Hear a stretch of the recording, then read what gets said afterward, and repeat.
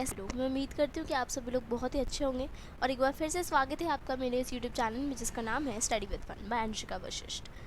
तो बच्चे, आज हम पाठ विधायिका पढ़ने वाले हैं। आपका मेरा मतलब है विधायिका वाले जो चैप्टर है उसके इम्पॉर्टेंट क्वेश्चंस हम आज डिस्कस करने वाले हैं, विच इज़ फॉर 2 मार्कर। ठीक है, मैंने अभी आपके 2 मार्कर क्वेश्चंस ही प्रिपेयर करे हैं।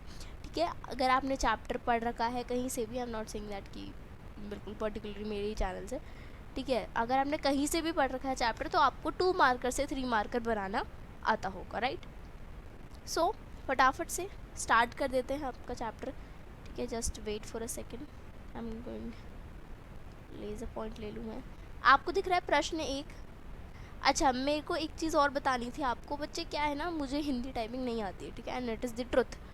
तो और उसको सीखने में अराउंड 2-3 महीने लग जाते हैं, ठीक है, प्लस फिर मेरे को बहुत सारे काम भी होते हैं, तो इधर से भी सीखना उधर से भी सीखना, तो there are lots of thing, तो मैं उतना नहीं कर पा रही हूँ। बट मैंने हिंदी फोनोटॉनिक करके एक, आप कह सकते हो लैंग्वेज ही है, ठीक है, वो आप इंग्लिश में लिखते हो हिंदी में कन्वर्ट हो जाती है वो, ठीक है, तो वो मैंने अपने इस पीसी में कर रखा है।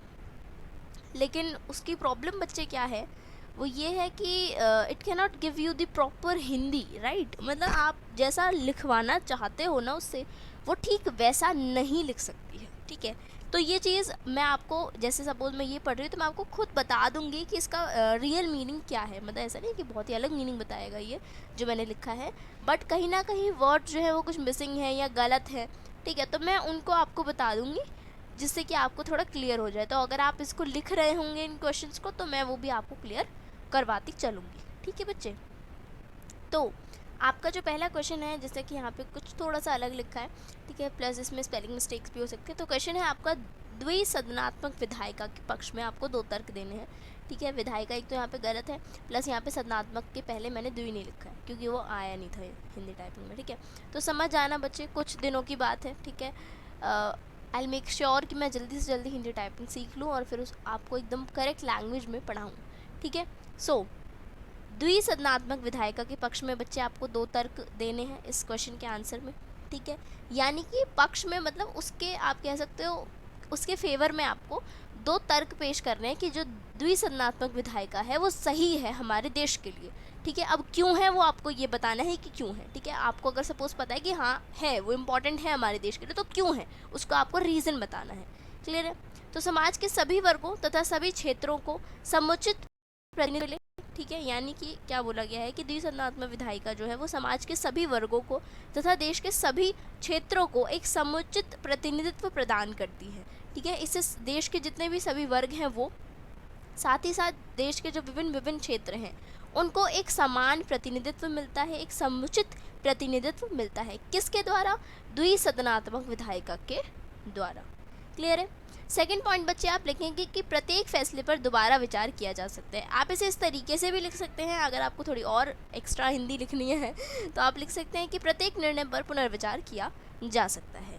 यानी कि अब मान लो सपोज आपके पास 2 एडवाइज़र्स हैं, ठीक है। एक एडवाइज़र है जो एक पर्टिकुलर एरिया में बहुत ज़्यादा एक्सपर्ट है, दूसरा एक एडवाइज़र है जो एक पर्टिकुलर एरिया में बहुत ज़्यादा एक्सपर्ट है, लेकिन दोनों ही एक्सपर्ट हैं, ठीक है, अपने अपने एरिया में। तो अगर आपके पास वो दोनों होंगे तो आप दोनों से सजेशंस ले सकते हो, ठीक है। अगर आप कोई इंपॉर्टेंट फैसला लेने वाले हो अपनी ज़िंदगी के बारे में तो आप दोनों से सलाह कर सकते हो। वैसे ये जो एडवाइज़र्स होते हैं हमारे मम्मी पापा नहीं होते, आपको लगता नहीं है काफ़ी सारे बच्चों को लगता भी होगा और होते भी हैं, ठीक है।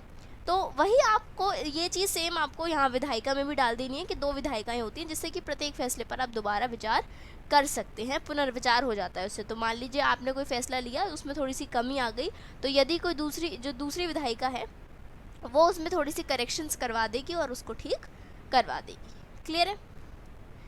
सेकंड अगर हम क्वेश्चन देखते हैं तो सेकंड क्वेश्चन में क्या बोला गया है कि भारत के किन्हीं 4 राज्यों के नाम लिखिए जिसमें द्विसदनात्मक विधायिका है, ठीक है। मैंने वही कहा था बच्चे कि थोड़ी सी टाइपिंग मिस्टेक्स हो सकती हैं क्योंकि due to the Hindi language, ठीक है। तो भारत के किन्हीं 4 राज्यों के आपको नाम बताने हैं बच्चे जिसमें द्विसदनात्मक विधायिका है। पहले आपको ये पता होना चाहिए कि द्विसदनात्मक विधायिका क्या करे, इंपॉर्टेंस क्या है, ठीक है, किसी भी देश में, ठीक है। साथ ही साथ वो कौन से ऐसे राज्य हैं जिनमें द्विसदनात्मक विधायिका पाई जाती है, ठीक है। तो एक तो है आपका बिहार, कर्नाटक, महाराष्ट्र, तेलंगाना, आंध्र प्रदेश, ठीक है। तो ये मैंने आपको 5 राज्यों के नाम बता दिए हैं जिनमें द्विसंधात्मक विधायिका है। अगर आपसे 4 पूछे जाते हैं तो 4 बता देना पेपर में, 3 पूछे जाते हैं तो 3 बता देना। इट्स अप टू यू बच्चे कि आपको किस तरीके से करना है, ठीक है। फिर आता है आपका राज्यसभा की संरचना बताइए, ठीक है, कि राज्यसभा की संरचना मतलब राज्यसभा में कितने लोग हैं, कितने किस तरीके से चुने जाते हैं, और जो बाकी के बचे हैं वो किस तरीके से चुने जाते हैं, ये सब कुछ आपको पता होना चाहिए ना। यानी कि जो राज्यसभा है उसमें कितने लोग टोटल होते हैं, उनमें किस तरीके से चुनाव होता है, ये सारी चीज़ें बच्चे बहुत कुछ बेसिक्स चीज़ें होती हैं जो कि आपको 11th क्लास में सिखाई जाती हैं और आपको पता भी होनी चाहिए। क्लियर है। तो राज्यसभा के अगर आपसे कोई पूछता है कि संरचना बताइए तो आप क्या कहेंगे कि संसद का बच्चे ये एक ऊपरी सदन है, ठीक है, इसे संसद का ऊपरी सदन बोलते हैं। इसमें अप्रत्यक्ष चुनाव होते हैं। कैसे चुनाव होते हैं? अप्रत्यक्ष। क्लियर है। सदस्य इसमें कुल 250 होते हैं, जिसमें 238 जो हैं वो केंद्र शासित प्रदेशों के एमएलए चुनकर आते हैं। जो केंद्र शासित प्रदेश हैं हमारे पूरे देश में, प्रदेशों में से जो 238 केंद्र शासित प्रदेशों के जो एमएलए हैं वो चुन करके आते हैं कहाँ पे? राइट, राज्यसभा में, ठीक है।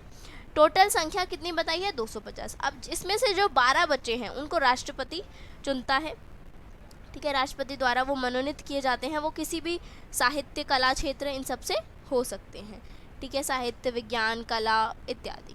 क्लियर है। नेक्स्ट देखिए जो आपका प्रश्न 3 है वो है आपका लोकसभा की दो शक्तियाँ आपको यहाँ पर बतानी है, ठीक है। तो मतलब ऐसी कौन सी लोकसभा के पास शक्ति है जो कि राज्यसभा के पास नहीं है? तो क्वेश्चन का जो रियल मीनिंग है वो ये है।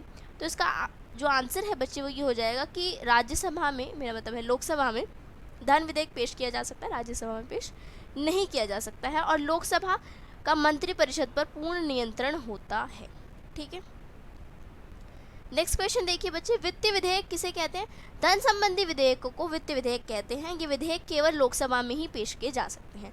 वित्तीय विधेयक केवल लोकसभा में ही पेश किए जा सकते हैं, और धन संबंधी जितने भी विधेयक होते हैं उनको वित्तीय विधेयक कहते हैं। अब कई बच्चों को विधेयक नहीं पता होगा तो मैं विधेयक बता देती हूँ। विधेयक बच्चे जैसे हम बोलते हैं ना कि वो कानून है हमारे देश में, ठीक है, तो कानून को कानून बनने से पहले विधेयक बोला जाता है। कानून तुरंत ऐसे नहीं होता कि किसी ने अपनी राय दी और वो कानून बन गया, नहीं, उस पर बहुत ज़्यादा विचार विमर्श किए जाते हैं, फिर वो लोकसभा, राज्यसभा, फिर अंततः वो राष्ट्रपति के पास जाता है, और फिर उस पर जब उसके साइन हो जाते हैं राष्ट्रपति के, तब वह विधेयक से कानून में परिवर्तित हो जाता है। लेकिन उससे पहले जो उसकी प्रोसेस होती है तो हम उसे विधेयक ही बोलते हैं, ठीक है।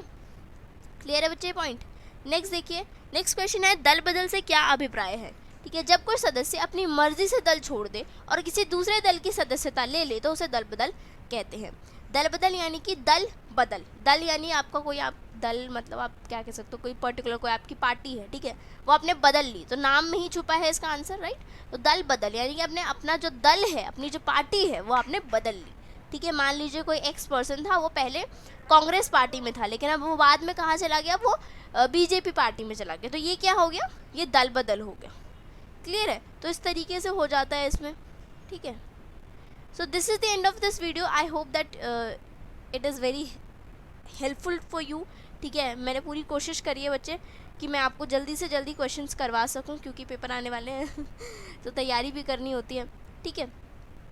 तो ये 2 मार्कर हैं। इसके बाद मैं आपके कोशिश करूँगी कि 4 मार्कर्स की वीडियो डालूँ, and then I will try कि मैं 5 मार्कर टू 6 मार्कर की वीडियो डालूँ, ठीक है। 5 मार्कर की भी अगर मैं डाल देती हूँ तो 6 मार्कर बच्चे आप बना सकते हो। 5 मार्कर 6 मार्कर में इतना ज़्यादा अंतर नहीं होता है, ठीक है। तो मैं 4 मार्कर और 6 मार्कर इन दोनों की वीडियोस डालने की पूरी कोशिश करूँगी, ठीक है। तब तक के लिए इकोनॉमिक्स पढ़ लो, मैंने चैनल पर पूरी पढ़ा रखी है, डिस्क्रिप्शन में मैं लिंक पेस्ट कर दूँगी, ठीक है।